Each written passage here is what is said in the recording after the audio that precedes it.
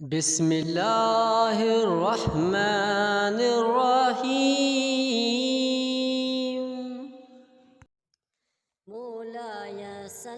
सुहिणे नबीअ फरमायो त अलाह पाक जो हक़ु संदसि बाननि ते हीअ आहे त उन जी इबादत ऐं बानहप में अचनि।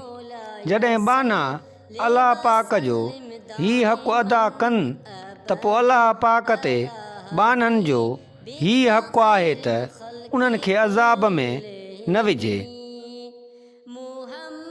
मिठड़े महबूब मुस्तफ़ा सल्लल्लाहु अलैहि वालिहि वसल्लम फरमायो त ईमान जूं 70 खां बि वधीक शाख़ूं आहिनि। हया बि ईमान जी हिकु शाख़ आहे।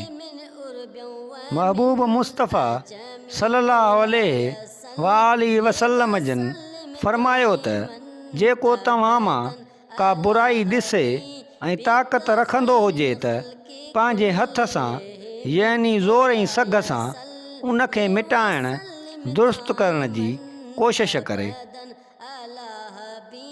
बिका खैरन खल्क़ि कुल्लिहिम।